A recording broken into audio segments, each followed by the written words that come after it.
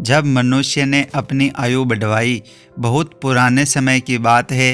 एक दिन भगवान का दरबार लगा था। भगवान सभी प्राणियों की आयु निश्चित करने बैठे थे। इसी बीच मनुष्य, गधा, कुत्ता और उल्लू चारों एक साथ भगवान के सामने हाजिर हुए। भगवान ने चारों को 40 साल की आयु दे दी। मनुष्य को भगवान का यह निर्णय पसंद नहीं आया, उसे बुरा लगा। उसने सोचा, मैं सब प्राणियों में श्रेष्ठ माना जाता हूँ, फिर भी मेरी उम्र गधे, कुत्ते और उल्लू जैसे तुच्छ प्राणियों के बराबर ही क्यों?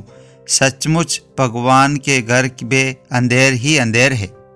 लेकिन उस समय वह कुछ बोला नहीं।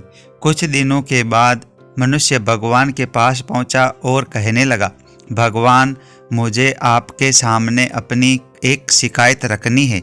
उस दिन आपने मेरी गधे की और उल्लू की आयु एक समान सी निश्चित करके मनुष्य प्राणी के साथ भारी अन्याय किया है। क्या हमारे और इस तुच्छ प्राणियों के बीच कोई अंतर ही नहीं है? अतएव मेरी आपसे नम्र निवेदन है कि आप इस विषय में शांतिपूर्वक विचार करें। भगवान ने कहा, अच्छी बात है। भगवान ने गधे, कुत्ते और उल्लू से पूछकर उनके जीवन से 20-20 वर्ष कम करके मनुष्य की आयु में 60 वर्ष बढ़ा दिए और उसकी आयु 100 वर्ष कर दी। लेकिन नतीजा क्या हुआ? मनुष्य अपनी जिंदगी शुरू के 40 साल आदमी की पूरी तरह जोश और उत्साह के साथ बिताता है।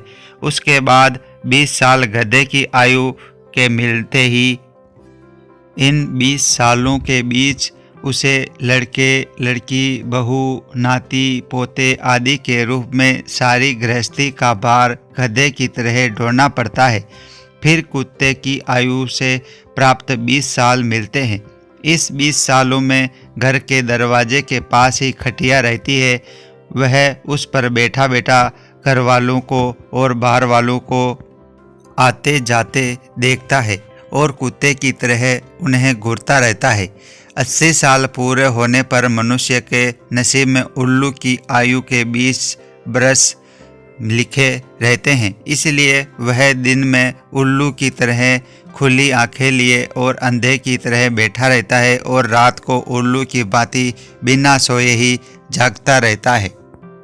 गधे पर उसकी ताकत से ज़्यादा बोझ लादकर उसे डंडे से पीट पीट कर मनुष्य गधे की अपनी जिंदगी के बैर का बदला लेता है। कुत्ते को दुत्कार दुत्कार कर वह गधे की अपनी जिंदगी के बैर का बदला लेता है और उल्लू का तो मुँह देखना भी उसे नहीं सुहाता। प्लीज़ दोस्तों, हमारे वीडियो को लाइक व सब्सक्राइब करें। आपका धन्यवाद।